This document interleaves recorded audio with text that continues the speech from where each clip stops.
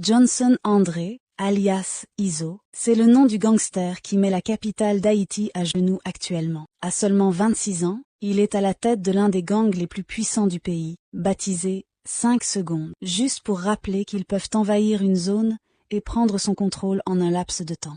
Si la presse internationale présente l'ancien policier Jimmy Cherizier alias Barbecue comme le chef de gang le plus puissant d'Haïti, c'est juste parce qu'il entretient de bonnes relations avec les médias et les acteurs politiques. Mais en réalité, le vrai baron du crime organisé de Port-au-Prince n'est autre que Izo qui contrôle l'entrée sud de la capitale. Plus précisément la route de Martissan, qui relie le département de l'Ouest avec plusieurs autres départements. En juillet 2019, après l'arrestation de l'ancien chef de gang de Village de Dieu Arnel Joseph, Izo n'a pas pris de temps pour prendre les rênes de ce groupe armé à cause de son fourgue et son passé criminel. Il est devenu important dans le milieu grâce à ses victoires sur le gang de Tiboua, un gang rival ayant à sa tête un certain Chrysla, qui travaillait pour le gouvernement de Jovenel Moïse. Il a aussi pris de l'extension à l'aide de plusieurs dizaines de blogueurs qui se font passer pour des journalistes. Sous son leadership, le gang 5 secondes rejoint la fédération de gangs G9 en famille, un regroupement de 9 puissants gangs de la capitale, ayant comme porte-parole Barbecue. Le G9 fonctionne comme une véritable force de pression qui pousse le gouvernement et les entreprises à négocier. Ce regroupement a sur son compte des centaines de cas de kidnapping, d'assassinats et de massacres aux alentours de Port-au-Prince. Selon un rapport des Nations Unies, Izo se spécialise dans les rackets,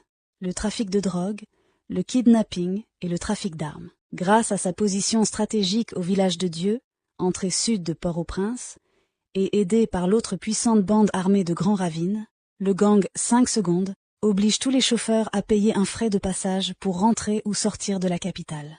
Cette situation perdure depuis plus de 4 ans sous le regard impuissant des autorités locales. Un ex-ministre de l'Intérieur a même qualifié cette zone de territoire perdu et a appelé la population à la vigilance. Izo profite de l'absence des forces de l'ordre pour mener en toute quiétude son commerce de trafic de drogue et d'armes. Il tisse des liens avec les cartels colombiens qui utilisent le réseau des bandits haïtiens pour faire passer des produits illicites en Haïti à destination des États-Unis. Il a un autre avantage sur les autres chefs de gang, puisqu'il contrôle aussi la circulation maritime aux alentours de la capitale. Des attaques sur les petits bateaux commerciaux se font à répétition, sans se méfier de la marine haïtienne dont le quartier général se trouve à une quinzaine de minutes de Village de Dieu. Tout le monde a peur de citer le nom du baron du crime en public. Les internautes n'osent même pas le critiquer sur la toile par peur d'être la cible des bandits. Les médias locaux ont peur d'aborder le sujet par peur de représailles. Sauf quelques rares médias indépendants exposent la vérité sur ce qui se passe vraiment en Haïti, mais les lecteurs n'osent pas partager ou commenter ce genre d'articles. Les gangs ont des espions partout, même au sein de la police. Izo est prêt à provoquer un massacre si quelqu'un se dresse en face de lui. En septembre 2023, le gang 5 secondes a sauvagement attaqué les communes de Sodo et de Mirebalais dans le département de l'Ouest. Bilan une trentaine de morts, une quinzaine de blessés et environ 1 millier de familles déplacées selon la direction de la protection civile. Le chef de gang a fait une apparition en public pour expliquer qu'un groupe d'individus avait volé sa cargaison qui était de passage dans cette zone. Si, moi gon bagay qui peut dire grand ville, on qui connaît grand ville, gon base, bagay problème, gon qu'est-ce qui fait. La police campé, yon moun mwen dans la rue, li pon bagay là, mais la police a fait travail li, bagay problème à ça. Sodo, yon côté pas gen base, ba connait le gon base gang, ba connait le gon groupe gang là-dedans. Et puis pour yon moun rale zam pour le frison moun mwen, pendant bagay m'a passé pour le prendre, puis gan dit méchant, tout autant, m'ba jeune bagay mwen yo. Et ça lié. Sur les réseaux sociaux, Izo se présente comme un rappeur et expose sa belle vie comme les grandes stars américaines. Il a choisi le sobriquet d'artiste mafia en référence à ses activités illégales. C'est l'un des influenceurs les plus populaires durant les 5 dernières années en Haïti.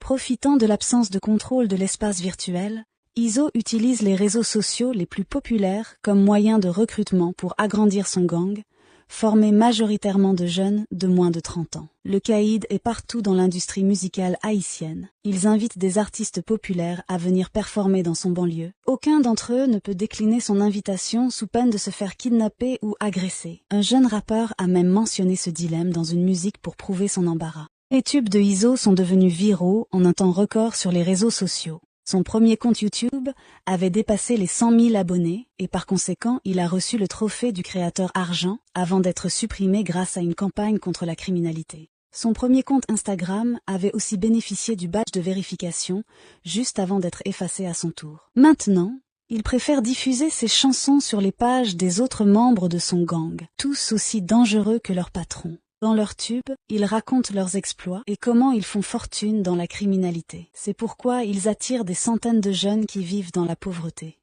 Bijoux, femmes, voitures de luxe, alcool, fortune. Izo fait rêver la jeunesse haïtienne. Il est devenu l'un des TikTokers les plus populaires et les jeunes ne cachent pas leur admiration dans les commentaires. Si Izo se présente comme un artiste très cool sur les réseaux sociaux, en réalité, il est l'un des chefs de gang les plus cruels du pays. Il détient plusieurs dizaines de morts en son actif, notamment l'exécution de 5 policiers lors d'une opération anti-gang à Village de Dieu en mars 2021. La vidéo des cadavres et un char blindé saisi par le gang a été publiée sur la toile comme démonstration de force. Selon des militants de défense des droits de l'homme, le gouvernement avait par la suite négocié avec les bandits pour récupérer le blindé. Au début du mois de mars 2024, Izo et ses alliés ont attaqué les 2 plus grandes prisons du pays, occasionnant une 50aine de morts et plus de 4000 évadés.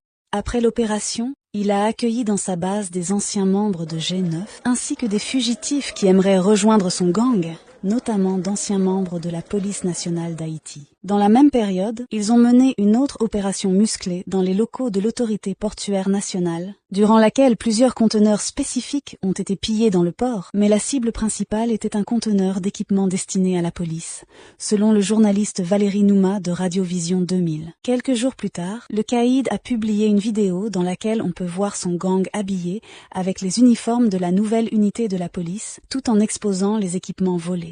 Aujourd'hui, la guerre des gangs n'est plus d'actualité. Ils se regroupent tous en syndicats dénommés Vivre Ensemble. Ils ont réussi à faire capoter le gouvernement de facto de Ariel Henry, à la tête du pays depuis l'assassinat du président Jovenel Moïse. Les bandits luttent maintenant pour faire partie de la table de négociation visant à désigner un gouvernement provisoire pour diriger le pays. Pendant ce temps, le baron du crime de Port-au-Prince profite du chaos pour agrandir son réseau, dans le but de faciliter le déplacement de ses cargaisons. Johnson André, alias Izo, c'est le nom du gangster qui met la capitale d'Haïti à genoux actuellement. À seulement 26 ans, il est à la tête de l'un des gangs les plus puissants du pays, baptisé 5 secondes, juste pour rappeler qu'ils peuvent envahir une zone et prendre son contrôle en un laps de temps.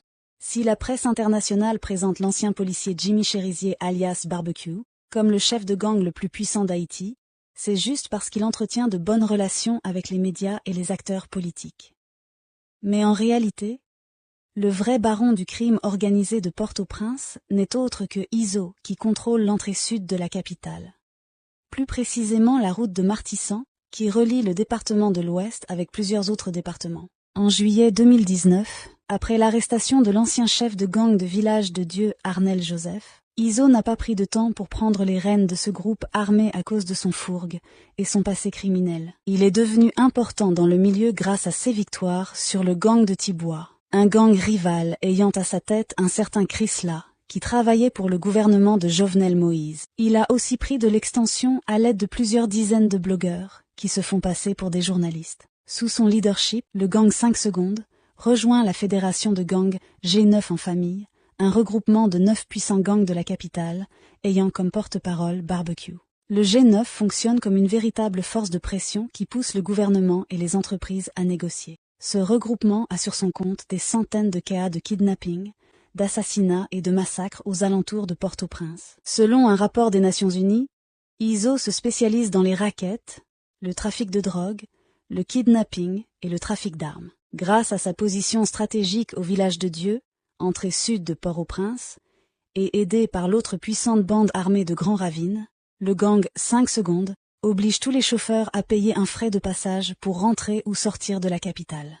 Cette situation perdure depuis plus de 4 ans sous le regard impuissant des autorités locales. Un ex-ministre de l'Intérieur a même qualifié cette zone de territoire perdu et a appelé la population à la vigilance. Izo profite de l'absence des forces de l'ordre pour mener en toute quiétude son commerce de trafic de drogue et d'armes. Il tisse des liens avec les cartels colombiens qui utilisent le réseau des bandits haïtiens pour faire passer des produits illicites en Haïti à destination des États-Unis. Il a un autre avantage sur les autres chefs de gang, puisqu'il contrôle aussi la circulation maritime aux alentours de la capitale. Des attaques sur les petits bateaux commerciaux se font à répétition, sans se méfier de la marine haïtienne dont le quartier général se trouve à une quinzaine de minutes de Village de Dieu. Tout le monde a peur de citer le nom du baron du crime en public. Les internautes n'osent même pas le critiquer sur la toile par peur d'être la cible des bandits. Les médias locaux ont peur d'aborder le sujet par peur de représailles. Sauf quelques rares médias indépendants exposent la vérité sur ce qui se passe vraiment en Haïti, mais les lecteurs n'osent pas partager ou commenter ce genre d'articles. Les gangs ont des espions partout, même au sein de la police. Izo est prêt à provoquer un massacre si quelqu'un se dresse en face de lui. En septembre 2023, le gang 5 secondes a sauvagement attaqué les communes de Sodo et de Mirebalais dans le département de l'Ouest. Bilan: une trentaine de morts, une quinzaine de blessés, et environ 1 millier de familles déplacées selon la direction de la protection civile. Le chef de gang a fait une apparition en public pour expliquer qu'un groupe d'individus avait volé sa cargaison qui était de passage dans cette zone. Si, moi gon bagay qui peut dire grand ville, on est connaît grand ville, gon base, pas de problème, gon qu'est-ce qui fait. La police campé, yon moun mwen dans la rue, li pon bagay là, même la police a fait travail, li pas de problème à ça. Sodo, yon côté pas gen base, pas connaît le gon base gang, pas connaît le gon groupe gang là-dedans. Et puis, pour yon moun rale zam pour le frison moun mwen, pendant bagay m'a passé pour le prendre, puis gan di méchant. Tout autant, m'ba jeune bagay mwen yo. Et ça lié. Sur les réseaux sociaux, Izo se présente comme un rappeur et expose sa belle vie comme les grandes stars américaines. Il a choisi le sobriquet d'artiste mafia en référence à ses activités illégales. C'est l'un des influenceurs les plus populaires durant les 5 dernières années en Haïti. Profitant de l'absence de contrôle de l'espace virtuel, Izo utilise les réseaux sociaux les plus populaires comme moyen de recrutement pour agrandir son gang, formé majoritairement de jeunes de moins de 30 ans. Le caïd est partout dans l'industrie musicale haïtienne. Ils invitent des artistes populaires à venir performer dans son banlieue. Aucun d'entre eux ne peut décliner son invitation sous peine de se faire kidnapper ou agresser. Un jeune rappeur a même mentionné ce dilemme dans une musique pour prouver son embarras. Les tubes de Izo sont devenus viraux en un temps record sur les réseaux sociaux. Son premier compte YouTube avait dépassé les 100 000 abonnés et par conséquent, il a reçu le trophée du créateur argent avant d'être supprimé grâce à une campagne contre la criminalité. Son premier compte Instagram avait aussi bénéficié du badge de vérification juste avant d'être effacé à son tour. Maintenant, il préfère diffuser ses chansons sur les pages des autres membres de son gang, tous aussi dangereux que leur patron. Dans leurs tubes, ils racontent leurs exploits et comment ils font fortune dans la criminalité. C'est pourquoi ils attirent des centaines de jeunes qui vivent dans la pauvreté. Bijoux, femmes, voitures de luxe, alcool, fortune. Izo fait rêver la jeunesse haïtienne. Il est devenu l'un des TikTokers les plus populaires et les jeunes ne cachent pas leur admiration dans les commentaires. Si Izo se présente comme un artiste très cool sur les réseaux sociaux, en réalité, il est l'un des chefs de gang les plus cruels du pays. Il détient plusieurs dizaines de morts en son actif, notamment l'exécution de 5 policiers lors d'une opération anti-gang à Village de Dieu en mars 2021. La vidéo des cadavres et un char blindé saisi par le gang a été publiée sur la toile comme démonstration de force. Selon des militants de défense des droits de l'homme, le gouvernement avait par la suite négocié avec les bandits pour récupérer le blindé. Au début du mois de mars 2024, Izo et ses alliés ont attaqué les 2 plus grandes prisons du pays, occasionnant une 50aine de morts et plus de 4000 évadés. Après l'opération, il a accueilli dans sa base des anciens membres de G9, ainsi que des fugitifs qui aimeraient rejoindre son gang, notamment d'anciens membres de la police nationale d'Haïti. Dans la même période, ils ont mené une autre opération musclée dans les locaux de l'autorité portuaire nationale, durant laquelle plusieurs conteneurs spécifiques ont été pillés dans le port, mais la cible principale était un conteneur d'équipement destiné à la police, selon le journaliste Valérie Nouma de Radiovision 2000. Quelques jours plus tard, le caïd a publié une vidéo dans laquelle on peut voir son gang habillé avec les uniformes de la nouvelle unité de la police, tout en exposant les équipements volés. Aujourd'hui, la guerre des gangs n'est plus d'actualité. Ils se regroupent tous en syndicats dénommés Vivre Ensemble. Ils ont réussi à faire capoter le gouvernement de facto de Ariel Henry, à la tête du pays depuis l'assassinat du président Jovenel Moïse. Les bandits luttent maintenant pour faire partie de la table de négociation visant à désigner un gouvernement provisoire pour diriger le pays. Pendant ce temps, le baron du crime de Port-au-Prince profite du chaos pour agrandir son réseau, dans le but de faciliter le déplacement de ses cargaisons. Johnson André, alias Izo, c'est le nom du gangster qui met la capitale d'Haïti à genoux actuellement. À seulement 26 ans, il est à la tête de l'un des gangs les plus puissants du pays, baptisé 5 secondes, juste pour rappeler qu'ils peuvent envahir une zone et prendre son contrôle en un laps de temps. Si la presse internationale présente l'ancien policier Jimmy Cherizier alias Barbecue comme le chef de gang le plus puissant d'Haïti, c'est juste parce qu'il entretient de bonnes relations avec les médias et les acteurs politiques. Mais en réalité, le vrai baron du crime organisé de Port-au-Prince n'est autre que Izo qui contrôle l'entrée sud de la capitale. Plus précisément la route de Martissan, qui relie le département de l'Ouest avec plusieurs autres départements. En juillet 2019, après l'arrestation de l'ancien chef de gang de Village de Dieu Arnel Joseph, Izo n'a pas pris de temps pour prendre les rênes de ce groupe armé à cause de son fourgue et son passé criminel. Il est devenu important dans le milieu grâce à ses victoires sur le gang de Tiboua, un gang rival ayant à sa tête un certain Chrysla, qui travaillait pour le gouvernement de Jovenel Moïse. Il a aussi pris de l'extension à l'aide de plusieurs dizaines de blogueurs qui se font passer pour des journalistes. Sous son leadership, le gang 5 secondes rejoint la fédération de gangs G9 en famille, un regroupement de 9 puissants gangs de la capitale, ayant comme porte-parole Barbecue. Le G9 fonctionne comme une véritable force de pression qui pousse le gouvernement et les entreprises à négocier. Ce regroupement a sur son compte des centaines de cas de kidnapping, d'assassinats et de massacres aux alentours de Port-au-Prince. Selon un rapport des Nations Unies, Izo se spécialise dans les rackets, le trafic de drogue, le kidnapping et le trafic d'armes. Grâce à sa position stratégique au Village de Dieu, entrée sud de Port-au-Prince, et aidé par l'autre puissante bande armée de Grand Ravine, le gang 5 secondes oblige tous les chauffeurs à payer un frais de passage pour rentrer ou sortir de la capitale.